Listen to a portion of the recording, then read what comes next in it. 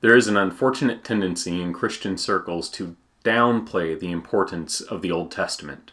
We sometimes treat it as though it might be an interesting history of Jesus' family tree, or stories about kings and battles, or maybe just moralized stories to teach children by.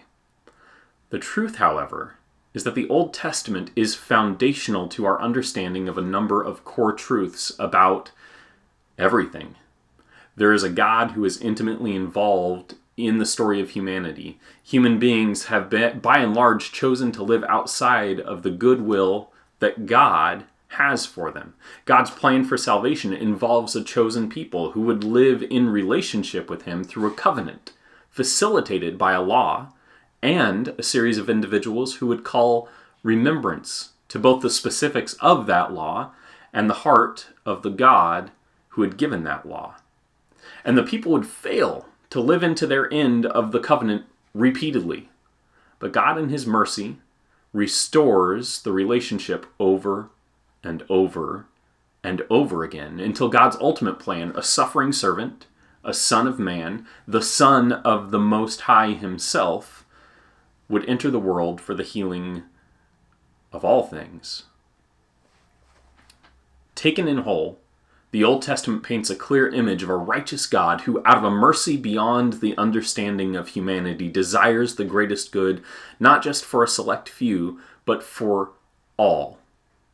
While there are entire books dedicated to specific laws given to the people of Israel and to their priestly order, there are entire books that address the Israelite abuse of law in their neglect of mercy.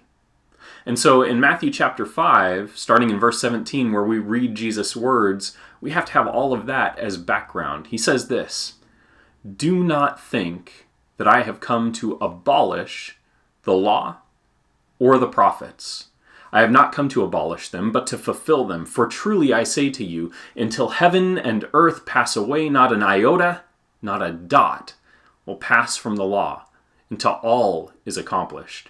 Therefore, whoever relaxes one of the least of these commandments and teaches others to do the same will be called least in the kingdom of heaven. But whoever does them and teaches them will be called great in the kingdom of heaven. For I tell you, unless your righteousness exceeds that of the scribes and Pharisees, you will never enter the kingdom of heaven." This is a challenging passage for many of us. We struggle with it. We tend not to like the idea of law in the first place because we see it as restrictive, and so we focus on that one word, law. But let's be clear here. Jesus begins by saying the law and the prophets. This phrase encapsulates all of the scripture of the Old Testament. He has come to fulfill both the law, as God intended it, and to bring about the fulfillment of the mercy, righteousness, and restoration that the prophets called for in their message from God. When He says He will fulfill them, and that they will not pass away until all is accomplished, He's telling us that in Him, the clear meaning of the entire thread woven through Scripture is found. And that only in Him do we find the hope of achieving the righteousness we must have if we have any hope of entering the kingdom of heaven. The Pharisees were really good at keeping the letter of the law, but they were terrible at living out the righteousness of God's mercy. Their teaching could not restore the Israelite people in their relationship with God, let alone heal the nations.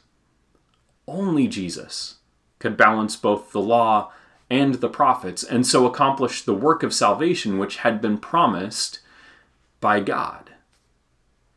It's only through His righteousness that we find hope. This is why, as Christians, our clearest image of what it means to be God's people is found in Jesus. Reading the Old Testament with Jesus as our lens illuminates the recurring themes of justice, mercy, restoration, and salvation, which are woven throughout. The rest of this week, we're going to be looking at how Jesus draws into focus the heart of the law behind the letters of the law given to the Israelites by God through Moses. I love you, and I pray today that you would see the world through the lens of Jesus.